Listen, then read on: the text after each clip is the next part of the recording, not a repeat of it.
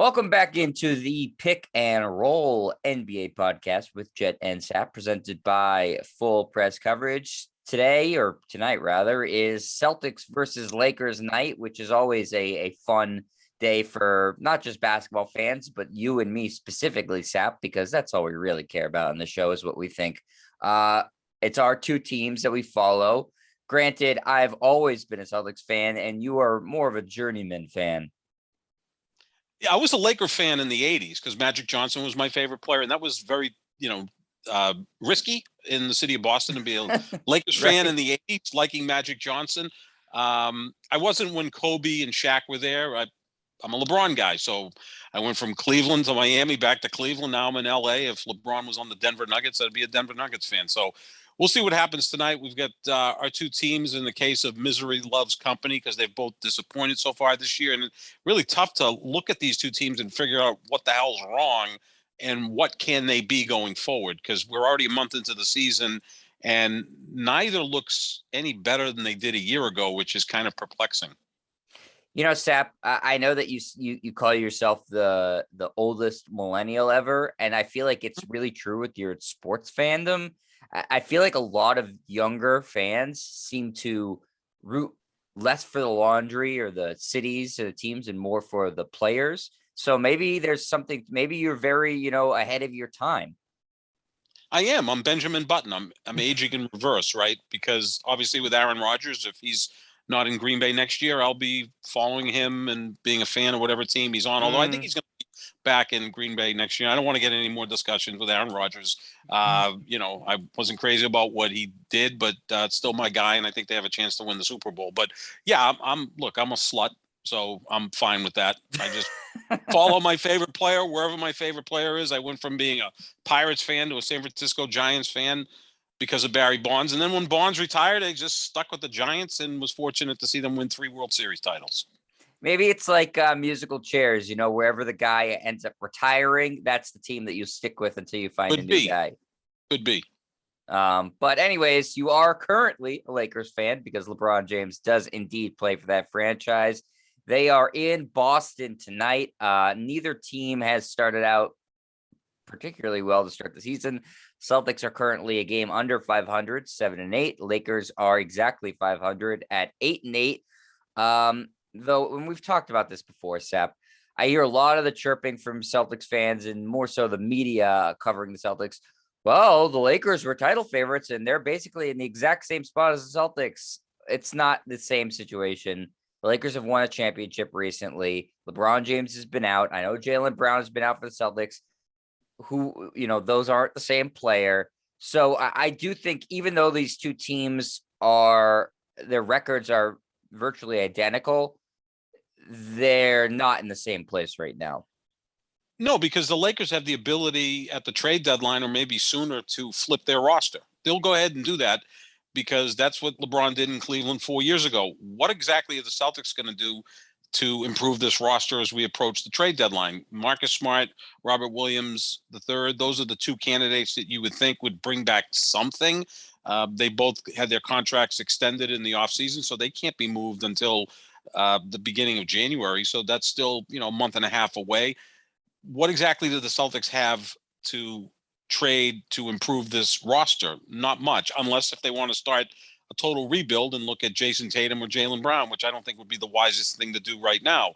The Lakers, they have a bunch of parts that they could flip for a bunch of other parts, and maybe that will work because they do have LeBron James, who generally makes these things work, and you still have Anthony Davis, despite being totally outplayed by Giannis the other night, is still an elite player. And, they're still hoping that Russell Westbrook is better in the second half of the year than he is in the first half of the year, which is normally the case with Westbrook. We saw that last year in Washington. He played better in the second half of the year. Washington played better in the second half of the year. Same thing even happened the year before in Houston. So it maybe takes a couple of months for Westbrook to get used to his teammates and vice versa. That could be the case. But the Lakers are in a better position because when LeBron comes back, if he comes back tonight against the Celtics or shortly thereafter, they become a much better team at that point just by having him on the court.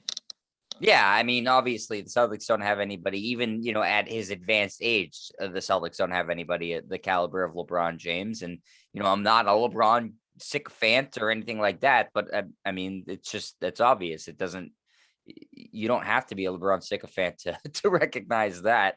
Um, and as far as the Lakers trading pieces for other pieces, they don't have outside of their obvious, LeBron and Anthony Davis. They don't have any like particularly valuable pieces, Mhm. but maybe you're right. It is just like fresh faces, maybe a little bit people who are better fits. Maybe that will be enough. And I don't think that they even necessarily need to do that, Seth. I think it's just they need all the guys to be healthy at the same time and develop chemistry. I think that's the biggest thing for the Lakers right now. I don't even necessarily think that they have to make these wholesale changes. I just think it's having LeBron be on the court for an extended period of time and he'll figure things out. I don't see that it's a fundamentally flawed roster like the Celtics is, because we just haven't seen enough of it, when it's at its entirety. So I just don't think it's that desperate of a situation for LA right now. Now, obviously, their window is really, really small because LeBron's getting up there in age. And once LeBron goes, as you've seen with his absence, the team just, Anthony Davis can't be the guy on a team, it doesn't seem. So they got to figure it out soon. But for this year, I still think they're fully capable of winning a championship, despite what their record says in their slow start. I didn't expect them to start very fast anyways. And even recently, I think Westbrook's play is elevated. And of course, Taylor Horton Tucker, THT, has been a player who has got a short sample size, but he's only 20 years old. He's come in this year and averaged 23, 6 and 6 in limited time over 3 games, not a big sample. But THT is a player that is 20 years old and ascending. The Celtics don't have a young player like that. I mean, the Celtics have Jaylen Brown, Jason Tatum. We both agree are all-star players. After that, they've got some veterans who've played okay this year, Dennis Schroeder or Al Horford. But I mean, I have more faith in THT being an impact player right now than Romeo Langford or Aaron Nesmith. I mean, first of all, THT is a few years younger than those guys and already seems to be more advanced, and he seems to have a good relationship and good chemistry with LeBron, which is obviously very important in Los Angeles. So I think that they just have a bunch of guys that at some point you would think Frank Vogel, the coaching staff, which includes LeBron James, in fact, he may be the head coach, but at some point they're going to see who fits, who doesn't fit, and then they weed out those that don't fit and go with those who fit. Carmelo Anthony's had a really nice start to his season. I don't understand why they played DeAndre Jordan or Dwight Howard much at all. All I heard off season was that Anthony Davis was going to play more in the 5, and now he doesn't want to. But their best lineup would have Anthony Davis at the 5, probably LeBron and Westbrook on the floor, even though Westbrook has a tendency to get in the way. Maybe Carmelo and THT rounds out their top 5 guys, but none will come back, maybe contribute, and they'll find out who works and who doesn't work. Right now they use 14 players. You can't have 14 players looking for minutes. It just doesn't work out. There's 240 minutes in a game. If you're trying to dish out minutes evenly, this is similar to like an all-star game, right? Like who gets 12 minutes, who gets 16 minutes. That just doesn't work. And one combination the Lakers should never have on the floor together is Rondo and Westbrook, because you have 2 non-shooters. Oftentimes it feels like you're playing 3-on-5 because those guys aren't going to stretch the defense. So I think they'll figure it out and start to get some pace going here. But again, a lot of this falls on LeBron. Is he still one of the 3 best players in the league? I think the answer to that is yes. But we're going to have to see as he comes back from yet another injury. And is Anthony Davis ever going to elevate to becoming great? The strange thing about Anthony Davis, Jed, is oftentimes when a guy wins a championship, it kind of gives him a sense of relief. And now he brings his game up to another level, right? I think we're seeing that with Giannis. Giannis has his championship. He's playing better than ever this year. It's like he loved winning so much he wants to win again. With Anthony Davis, he wins a championship, signs a huge contract, follows that up with his worst year last year. He actually looked out of shape to me, and he's playing better this year, but he's still not the guy that he should be, right? Giannis absolutely destroyed him the other night in that matchup against Milwaukee. A game the Lakers could have very easily won if Davis could have at least played Giannis to a draw, and it wasn't even close to that. And we know Milwaukee ended up winning by 7 points. So that's the mystifying thing about Anthony Davis. Oftentimes, look at what Jordan did. Once he broke through and won a championship, he never lost again. Kobe had that mentality. Magic and Bird, the thirst for winning just kept fueling them. I don't sense that with Anthony Davis. I do with Giannis, and that's a big difference between those players. Yeah, I mean Anthony Davis, I think most people would say he's more naturally talented than Sure. Giannis, but that doesn't mean anything. I mean, Nope. Giannis is just like people could say he's more naturally talented. I don't think anybody would disagree that Giannis is the far better player. I mean, Oh, he right proved now that it's the not other even a night. discussion. No, Eh, Giannis, the big four in basketball, Jet, would be I think Giannis is the best player in the sport right now. Hell, he's the defending champ and he plays, both ends of the floor, but there's him, Durant, Curry, and LeBron. Those are probably your four best players in the sport. And of the four, Giannis is the best defender because he's physically in his prime. He's younger than those guys. right. Yeah, there's no discussion who's better, Anthony Davis or Giannis. Although you're right, Davis is more skilled. It's just Giannis busts his ass and goes out there every night and is a leader and wants to win, where Anthony Davis seems to be more of a follower.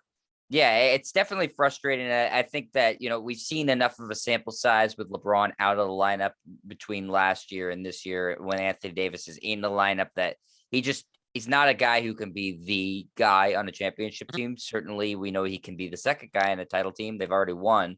But there is something about him that it's just you can't build the whole team No, around his identity and his game. It just doesn't work. As far as the Celtics go, Sap, I think you raised a good point in terms of their player development has just been crap. Either it's their scouting, their player development, or both. You know, outside of Tatum and Brown, it took them essentially they were forced into developing Rob Williams because Danny Ainge traded Daniel Tice last year, and Brad Stevens had to play Rob Williams. But they were not developing him at all until literally a trade forced their hands to do it. And with Neesmith and Langford, two other lottery picks, they haven't really developed at all. And Peyton Pritchard, who looked promising as a rookie, they've sapped him of all of his confidence. He looks like a shell of himself. He may be out of the NBA in a year, Sap, at this rate, because I think they've ruined him. The Celtics are a mess. I mean, the Lakers, obviously their record's the same, but it's just not the same situation at all. The Celtics, uh, they show no ability to elevate their game to a championship level or even a winning a playoff round level, in my opinion. I just don't see any sort of consistency. And I think a big problem with them too is that the way the fans and the media for the most part react about them is even when they lose games, it's all about silver linings and this sort of thing. Like if I'm a Celtics player and I'm reading that, like I'm just gonna keep saying, oh yeah, but what I'm doing is fine. Like everybody's saying, our defense is so much better and stuff like that. There's no change in this team from game 1 to whatever they're in game 16, game 17. They're the exact same team that they were to start the year. And I know it's still relatively early, but there's been no change. I've watched every second of every game, Sap. They're the exact same team. yeah, I mean, again, they're 2-3 at home. You should have a home court advantage. They don't. The home opener, they lost by 32 points to Toronto, a team that they should be better than. Then, of course, they had a 14-point lead going into the fourth quarter against Chicago, and they lost by 14. I didn't think a team could be outscored by 28 points in one quarter in the NBA, let alone the fourth quarter. Well, that happened against the Chicago Bulls. Then later on, you're playing the Cleveland Cavaliers, and you get outscored 29-15 in the fourth quarter. Again, you should be better than Cleveland. So you're leaving a lot of winnable games on the cutting room floor. You're not taking care of business. And again, to your point, Jet, the lack of player development, Romeo Langford and Aaron Neesmith were mid first round picks, right? These weren't late first round picks, mid first round picks. They're barely averaging 29 minutes per game. I want to see more from them. Let them make their mistakes. Let them develop. I don't think the Celtics are in a championship mode right now, but I want to see what those two young guys can do. Yeah, let's see more of Peyton Pritchard. I mean, Josh Richardson's a veteran. He does some nice things, but we know what his ceiling is. Let's see more of Langford and Neesmith. Go back to their most recent loss Wednesday at Atlanta, 11 of 41 from 3 points. That's 27%. Like at some point, the Celtics think they're a really good 3-point shooting team. Well, they're not. This year, Right. they're averaging 32% from three. That's 27th in the league. And a big part of that problem is their best player, Jason Tatum, is shooting 32% from 3-point territory. A couple of years ago, he was around 40%. That's a major drop off. Even Dennis Schroeder, who's been a pleasant surprise this year, he's shooting 33% from three. They're not a good 3-point shooting team, yet they hoisted up 41 3-pointers in that loss to the Atlanta Hawks. They're not playing into their strengths, they're playing into their weaknesses, and they're not good enough to overcome that. Yeah, it's absolutely true. And this was what the team was like under Brad Stevens a lot too, is that they sort of bomb away from three. And a lot of teams do this, but they're just not very adept at it. Outside of Tatum and Brown, there's nobody that I'm like, yeah, I really want you to shoot a three on the team. I guess Pritchard and Neesmith, but they never play those guys, so it doesn't really matter. But yeah, they're not a good 3-point shooting team, but they take a lot. It seems to be their strategy. And again, we're getting close to that 20 game mark for my assessment of Coach Udoka, but I'm still trying to hold off. But it's been difficult to Yeah. praise any aspect of his coaching so far. Sap, it just, yeah, they're not a good team. They don't play to their strengths. They don't run on the fast break. They settle for half court basketball, which they shouldn't at all, considering that they're young and athletic. They don't have really any sort of true point guard on the roster. So the offense is kind of run by sort of a piecemeal of Marcus Smart and Dennis Schroeder, who aren't necessarily the best decision makers offensively. Yeah, it's a mess. It's a team that is the exact same as last year. There's no marked improvement. And people telling you otherwise, which is a lot of people on Twitter, are crazy. I don't know how they can look at some games and say, well, I feel good about how the defense is going on. Like, just be honest. This isn't a good team. And you said earlier, Sap, that trading Tatum or Brown might not be the solution, but I'd rather them at this point go backwards than stay stuck in the mud, which is where they are right now. They're directionless right now. At least backwards is a direction. I don't want them to go backwards. I'm not saying I want them to be bad or worse, but I'd like them to make a bold move, at least, where I feel like they're paying, at least management and ownership is paying attention to the team. It seems like they're just content to, go through every season, and every season is the same 500, oh, we can sell jerseys and tickets because we have Jason Tatum and Jaylen Brown, but that's not good enough. And to constantly be comparing yourself to the Lakers because you have the same amount of championships as them and look at your records and say they're the same and then say your teams are the same, well, that's just foolish. The Lakers have LeBron James. They have Anthony Davis. They're both better players than any guys that you have in your roster. I mean, I hate to admit that because I hate the Lakers and I love the Celtics, but that's just a fact. And the Well, Lakers have a far higher chance of figuring things out this year and becoming not a 500 team than you do. That's just a fact, not opinion. And I don't know why a lot of people can't see it that way. yeah, I mean, since the turn of the century, the Lakers have 6 championships. The Celtics have 1. I mean, again, the Celtics have won 1 championship in 35 years. So, I mean, at some point, you've got to say that was great before that, since they have as many championships as Dallas and Toronto. They each have 1 since the 1986 season. So at some point, you've got to prove yourself again. And look, I think Tatum and Brown, let's see what they are together and healthy. And then also, let's just see what Aaron Neesmith and Romeo Langford can do. Give them some run. Let's not play them 4 minutes one night, 17 the next night. If they miss a shot, they get benched. Like, give them some consistent minutes. Let's see what they can do. Throw them out there without the life preserver. Let's see if they can sink or swim. That's the way I would look at it, because they're not in a championship window right now. Let's see what these young guys can do. Develop players. This is something they're not good at. They were before, when Brad Stevens first got here. They would take other teams' trash and turn it into, shiny toys. Well, they're not doing that anymore. So that's a real problem. So I would like to see more of those young guys. Get them out there. Let's see what they can get. Get Brown healthy. Once again, with the Celtics, I don't know what goes on with their training staff. It was supposed to be a short time that Jaylen Brown was out. Well, he's still out. So Right. Lord knows what the situation is with that. We thought in 2009 that Kevin Garnett was coming back quickly, and he never did. So that's another issue for probably a whole other podcast. But yeah, just let's see what these young kids can do. Go from there. Whereas the Lakers are in a different situation because they do have LeBron, they do have Anthony Davis. I think Westbrook is starting to play a little better, if that's a positive look. And look, THT is better than any of the secondary players the Celtics have. I mean, he's only 20 years old, and he seems to be getting better every game. So at least they have the ability to know that, okay, we're going to bring back LeBron. Maybe that wakes Anthony Davis up, and things can kind of fit together once everybody's healthy there in LA. Yeah.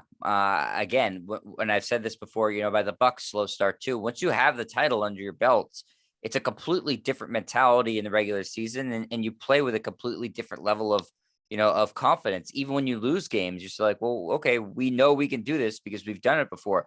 For some reason, the Celtics over the past couple of years have tried to fool themselves into thinking getting to the Eastern Conference Finals was the same thing as winning a championship. And so they'll, say, oh, well, the regular season doesn't really matter. We don't have to get up for every game. Seeding doesn't matter for us. We go to the Eastern Conference Finals. Well, that's not an accomplishment. That doesn't mean anything. No.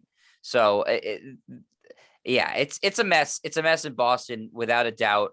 And, if LeBron James remains on the sideline for extended periods of time, then it's going to be a mess in LA. But I just don't think that's going to be the case. No, he's a nice guy to add to the equation at some point, right? He comes back healthy, committed, and gets things rolling. Because I actually look at the East being stronger than the West in terms of depth. Golden State right now is the best team in basketball by leaps and bounds, and you can make a case that Phoenix is the second best team in basketball, but I think they'll come back to earth at some point. I don't see Golden State winning 70 games and Phoenix winning 64 games. I don't think that is going to happen. The East is deeper, though. I mean, you get even a team like an Atlanta that's on the outside looking into the playoff race, but we see what they can do when healthy and committed. They laid a beating on the Celtics a couple nights ago. It was a pretty convincing win by Atlanta without Trae Young scoring a lot of points because he's such a great facilitator, got his other guys involved. So, yeah, things are going to have to change in Boston, and the Lakers have to get healthy, and we'll go from there. We're a little more than a month into the season. So they meet tonight at TD Garden, and then they meet again in a couple of weeks at Staples Center, which will no longer be Staples Center going forward on Christmas Day when it changes its name. Yes, they're changing it to crypto.com arena. Yeah, crypto.com. That's not an easy thing to say. Crypto.com arena. That's a tough one. Staples Center flows a little bit better. It did, but for the amount of money that crypto.com is paying, 700 million. Yeah, which is kind of weird, right? Because you look at what Staples Center cost to build back in 1999. It was $375 million. In today's dollars, that's about $600 million. This naming agreement is 20 years, $700 million, which comes to $35 million a year. And most people on the surface look at that and say, that's insane, right? $35 million to name an arena. Well, that's a pretty prominent building, right? You've got the Lakers, the Clippers, the Kings, the Sparks, the Grammys are held there every year, right? Yes. So you have over 200 events. It's freaking Los Angeles. Just think about all of the concerts that take place. If there's 200 events a year, Jet, it's $175,000 per event for the naming rights. That's the way you break it down. You don't think when the Grammys are on national TV and 30 million people are watching and they keep talking about coming to you from the crypto.com arena, that means something. And again, this is 20 years. So in 8 years, that's going to look like a mere pittance compared to the numbers today. So these companies don't do this without putting a lot of research into it. And really, you can make a case that among the indoor arenas, that's the most prominent indoor arena in the country because there's no naming rights for Madison Square Garden. Yeah. They're just going to leave it Madison Square Garden. So of the rest of the indoor arenas, I would say that Staples Center, soon to be crypto.com arena, is the biggest facility, most famous facility in the country. Sure. And you always get when you get the aerial shots of Los Angeles, you always see the Staples Center and the big Staples logo on top, which obviously they're going to change into a crypto.com arena logo. So that's, great branding right there as well. And, sometimes it fails. Everybody remembers, well, everybody here at least remembers that it was CMGI Stadium for a season before it became Gillette Stadium. That Mhm. company folded. They spent too much money on the naming rights, and Right. they just didn't have any more money left. So it could backfire. I know Crypto.com has some big endorsers, Matt Damon, I think Tom Brady behind it. So they obviously have some money behind it, and they really it seems like cryptocurrency is blowing up. So even though I don't know that much about it, I think that the fact that they appear to be some sort of hub for trading it, it's probably very beneficial for them to have more and more people know about what it is, and going to their website. That's how they Mhm. that's how their business model works. So it seems good. And as far as Staples goes, they've got to be happy to get $700 million in the bank, because their business has been struggling mightily. All these brick and mortar businesses are struggling a lot. Yeah. So I'm And sure that's where their you see the CEOs difference, looked at it and right? said, "Yeah, we could use the infusion of cash."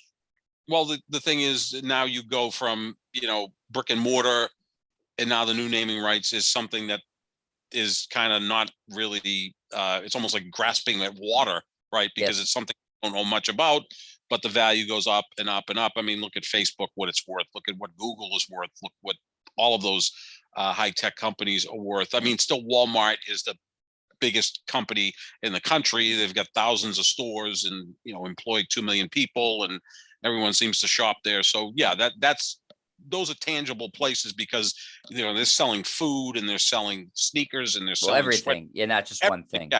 Go in there and you can get your eyeglasses there. You can get your pharmaceuticals there. So yeah, those places are always going to be able to spend that money. But yeah, it's an interesting change of venue for Los Angeles. But again, what better building than that because of all the great events they have there besides the Lakers, Clippers, Sparks, and Kings. Just so many concerts, right? And like I said, the Grammys is a huge event. And great point, Jet, that aerial view of Los Angeles, you always see that building. Yeah. And it's that because it's a prime area. They've developed it a lot. I know you haven't been to LA in a while, Sap, but I still go frequently. And when I started college in 2007, it was still a really crappy area. And Mhm. since then, they've developed it in this whole LA Live area that's got a ton of. It's very similar to what they're trying to do by the TD Garden. Right. Really sort of gentrify it and make it sort of hip and new and fancy. And that's really what they've done in LA. And it looks great there. So that's when you see shots of LA, you're going to see that. And the Lakers, despite all the teams in LA, they are the premier team there. That's their home. Mhm. That's where the statue of Magic Johnson is. They're gonna do they're gonna do the aerial shots there, and people are gonna that's a landmark in LA. Tourists are gonna go to that spot when they go to LA. So yeah, I mean, it's like you said, besides Madison Square Garden, which doesn't have any naming rights, if you were looking at any other sort of stadium to or basketball arena at least to purchase naming rights for, that would be at the top of the list, in my opinion. LA is a strange city in a sense that of all the major cities that have all the four major sports, it may be the only one where the NFL is third, right? Because LA is Lakers, Dodgers, or Yeah, Dodgers, Lakers. They're the two most prominent franchises. And then you go to the NFL. And oh, by the way, I still don't think the most popular pro football team in Los Angeles plays in Los Angeles. I still think the Raiders are the most popular team in it might LA. be. I mean, you've been there. You probably see more later Raider gear than Rams or Chargers. I've made a case that the Chargers are like the eighth most popular football team in No, they LA, have no but fans. No they have fans. no fans. They essentially play 17 road games. Every Yeah, time they're playing at home, last week there were a bunch of Viking fans in there. When the Packers go there, there's a ton of Packers fans. ton of Kyle, Patriots fans there the other yeah, week. Yeah, no one is a Chargers fan, right. and I think you could make a case that obviously the Raiders and Rams are more popular than the Chargers.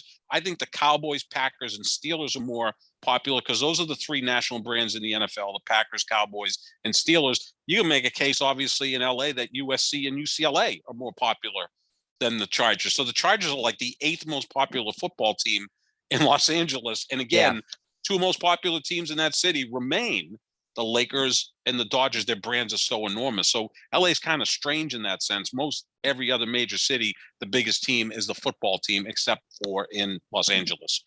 Yeah, off the top of my head, I can't even think of a major city where the football team It isn't used the to be most popular here. team. Yeah, it used to be here. The Red Sox were. Now the Right. Patriots are. So yeah, I They mean, surpassed them a while ago, the they Patriots. did. I'd say about 12, 13 years ago, they kind of surpassed it. But I think when the Patriots went undefeated and it was everybody, us against them, that became even bigger, even though they didn't win the Super Bowl. New York, I mean, the Yankees are huge, but so are the Giants. That they're probably 1 and 2 in that city. Yeah, it could Um, be the Yankees. That's fair. It could could be. Yeah, totally be the Yankees. even in Chicago, the Bears are huge, the Cubs are big, but not third. I mean, Right. the football teams are third in LA, and again, the most popular team. I still think maybe the numbers won't back me up on this. The most popular team in Los Angeles remains the Raiders. Yeah, it certainly could be the case. That wouldn't shock me either. Sap, last story as we do our LA Boston show before we get out of here. Celtics reserve big man. I say that because he barely plays. Ennis Cantor. We all know he's an activist. And this season he set his sights on China. Um, Totally legitimate reasons too. There's a lot of human rights violations going on there. And he's done it by doing his shoes, sort of with different political messages every game. And he tweets a lot about the different human rights violations going on in China. And his latest tweet yesterday was directed at the best player on the Celtics opponent tonight, LeBron James of the Lakers. This was Enes Kanter's tweet. Money over morals for the king, in quotation marks. Sad and disgusting how these athletes pretend they care about social justice. They really do shut up and dribble when big boss China, the Chinese flag, says so. Did you educate yourself about the slave labor that made your shoes, or is that not part of your research? Strong words from Enes Kanter, who definitely does do his research and has not even allowed back in his home country of Turkey because he's been so strong against their government in terms of criticizing it. What's your sort of take on directly calling out another player, Sap? This is what Ennis Cantor does, and I support him. And even though he's attacking LeBron James, why not go? If you're going to go bear hunting, go after the grizzly, right? Go after the biggest athlete in the country who is a social activist, but has been mum on what's taken place in China. And we go back a year ago when Sixers president Daryl Morey got in some hot water because he was critical of China, and now the NBA's lost hundreds of millions of dollars because the Chinese government decided they were going to not show NBA games there anymore because of that criticism. I give Enes Kanter all the credit in the world for doing this. It's made difficult though because he just doesn't play. We're going to see the game tonight. Will ESPN make a story out of this? Probably not. Maybe they will, but he's going to be on the sideline, with his sneakers rather than on the court. If he was a more prominent player, then it would be a bigger story. But since he's not, maybe he gets swept under the rug. I give the guy all the credit in the world for doing this. I mean, again, he's lived this. As you said, Jed, he cannot go back to Turkey. There were some issues where they weren't even sure if he was going to go to Canada because there may have been an issue that the Turkish government may have been able to grab him, Right. so maybe keep him out of Canada at some point. And he really lives this. And again, when you grow up in a country like Turkey or some of the countries that some of the players grew up in, they've lived this more so than we have in this country. Although, look, I love LeBron. He's been very vocal with social issues. I think the way he didn't communicate what he should have back a year ago by saying, well, that's not my country. That would make some sense and say, I'm critical of my own country, which is the United States. I'm not going to criticize other countries. I want to try to make our country better. Maybe if he Right. painted that would work that way, but he didn't handle it all that well. Look, I supported Daryl Morey in that because I think China is the most disgusting country in the world when it comes to human rights. And because we're in bed with them, with so many of our businesses, we kind of turn the other way. We Yes. don't get involved with that. We'll go after some poor small country that has no impact on us because we want to flex our muscles. With China, we owe them a lot of money. We're in a lot of business with them, so we kind of hold our nose. But no, give Enes Kanter a lot of credit for that. I don't know what the reaction is going to be if LeBron even plays. Does this set him off and he goes out and score 42 points? He just doesn't normally react like that. But Kanter's always been someone who's trolled LeBron. Even when he was with the Knicks, I remember there were some issues with him. And again, what better way to become somewhat relevant? No better way to get relevant by criticizing the best player in the sport or the most famous player in the sport. Yeah, without a doubt, and it helps him. Cantor's goal is to spread his message as wide as possible, and this certainly, helps with that. And I do think certainly the criticism of China is more than fair. But Mhm. the criticism of LeBron is fair too, because as great as he has been with some social issues, the way he's framed himself is like he knows everything about all these sort of social issues, and he's this guy who'll speak out about everything. But the reality is he's been selective about it, and he obviously didn't handle the situation with Daryl Morey very well. He was critical of Daryl Morey and saying like he needs to be more educated on what he's talking about, when LeBron is not particularly educated on this China issue, or if he is, then he's just ignoring blatant human rights violations there, which would make him look like a hypocrite. Obviously, like you said, if he had framed it the way about, well, I'm more concerned about the country I live in right now and my people, then that would be a different story. He didn't do that. And we talked about this a lot last season and earlier in the year too. I think he dropped the ball with the vaccine issue as well. So he's sort of selective about what he's an activist about, which is fine. But if you frame yourself to be this guy who's, standing up for all the people all the time, and you don't, well, then you look like a hypocrite, and you look like you're, sort of just like, you're loving your own brand a little bit more than you really What's should. convenient So for you, right? yeah, What's convenient for you and what's going to work for you. And it is kind of interesting that Enes Kanter now is the favorite NBA player of Fox News. yeah, Or Jerry Callahan or Tom Shattuck, both of our friends who are, conservative pundits, radio guys.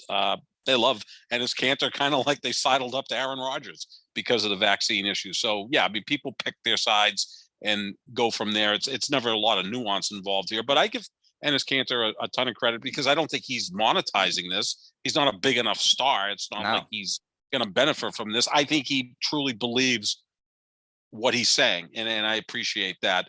Uh, the only way, if I could have given advice to LeBron a year ago, would have been come out and say, I really can't comment on this because it's not my country. I worry about the unrest, social unrest, issues in my country. I want to try to solve that first. That's something I can't get involved in. At least it kind of says something rather than trying to fight with Daryl Morey, who obviously I think came from a place of knowledge when he criticized the Chinese government. So yeah, that's the best way to do it, is to be active on this. And again, when you start to fight with people on Twitter, it never works, especially no. when one guy has 75 million followers and the other guy has, how many followers does Daryl Morey have on Twitter? A A couple couple hundred hundred thousand. thousand, probably. Yeah. That all the stat nerds are following him, right? But LeBron's got whatever 50 75 million followers on Twitter. So the guy with all the followers is going to lose that debate. So you have to be a little bit clearer than LeBron was a year ago, and now we'll see what happens with Enes Kanter going forward. But I give Kanter credit for that. Good for him. He's speaking out, and I think he comes from a place of really a lot of research and living this type of life, being from Turkey, and obviously even in the United States, I'm sure he walks around looking both ways and behind him to see if there's. He's a political refugee, He is, essentially, is what exactly. he is Yeah, right now. he's truly living this. It's one thing for the rest of us to tweet out what's going on in other countries, and then we go out and go grab dinner and no one knows who the hell we are. This guy lives it. So yeah, that's a perfect way to sum it up, Jed. The funniest thing is that yes, Jerry Callahan and Tom Shattuck and all these conservative people at Fox love him right now because he's calling out China, and that's their they hate China. It's That calling out shows you LeBron James, who they and he's calling out despise. LeBron James, but it's showing you how little they actually know about him, because he's a devout Muslim who is Right, liberal exactly. and hates Mhm. President Trump. So, Right. so Yeah, no, it's they're picking and the same thing choosing. I tried when I talked to my friends, and I considered Tom and Jerry Callahan friends, and I love and respect them. Don't agree with them, but they were all of a sudden supporting Aaron Rodgers. I'm like, well, Aaron Rodgers is a pretty liberal guy who supported Bernie Sanders. Right. It's just that the far left and the far right sometimes are all crazy. But It's it's like it's Cantor ticks off anti-vaxxers on the left. every He box does. that they Oh yeah, no, that they wouldn't like. yeah, Also spot. got vaccinated. So Yeah, no, he's like, I mean, Ennis Cantor. I mean, can we call him complicated? Which I think is a compliment. To call him complicated isn't truly a compliment. I'll go with that. How's that sound? yeah, There's a little alliteration there. I could be a rapper, a complicated. you'd What be did I really say? good. Yeah, I'd be a good rapper. I think so. Yeah, Yeah, excellent. 8-year-old fat white guy is a rapper. I'm all Yep. for it. Yeah, it's been weirder things that have happened. Jazzy J Sap. How's that sound? Perfect. Love it. Make Sounds an good. album. We'll record one for you. Well, me and Bob Kraft, the two oldest rappers in the country. Yes, he's got more street cred than you, though. Oh, he's got more and street slightly cred. more money. Slightly more money. That's why he's got more street cred. I mean, if I had his money, I'd have street cred too, Jet. You know that. All right. That's how. Well, let's finish the show off with who's going to win the game tonight. Then, Sap, Celtics or Lakers? I think the Celtics somehow will win. The Lakers are in I don't know where. Again, if LeBron plays, they probably win. If he doesn't play, they lose. I mean, he does have that type of impact. They're 4-2 when he plays, 4-6 when he doesn't play. So use that as a decider. If he plays, I think they win. If he doesn't play, I think the Celtics win. I think Jason Tatum's sitting on a big game. I know he looked a little better against Atlanta. Yeah. I think he's like a 38, 40-point game. I mean, he's too good not to have those types of games from time to time. So LeBron plays, the Lakers win. LeBron doesn't play, the Celtics win. No Jaylen Brown for the Celtics tonight. We still don't know the status of LeBron. The Celtics will lose either way. If LeBron James plays, if he doesn't play, the Celtics will lose tonight. That is my prediction. I'm not going to sit on the fence like you, Sap. I will. No. They will lose. That was my ode to Glenn Ordway. Sit on the fence. All right. All right. Well, that's going to do it for us at the Pick and Roll NBA podcast with Jet and Sap. Again, presented by Full Press Coverage. Make sure you check out our social medias. We'll be reacting to the game tonight, of course, at John Sap 25 at Jet Stryer. And you can find the show on YouTube, youtube.com/Jet Stryer, or wherever podcasts are found. Just type in the Pick and Roll NBA podcast with Jet and Sap. All right, everybody. We will talk to you later. Have a good weekend. Enjoy the game tonight. See ya.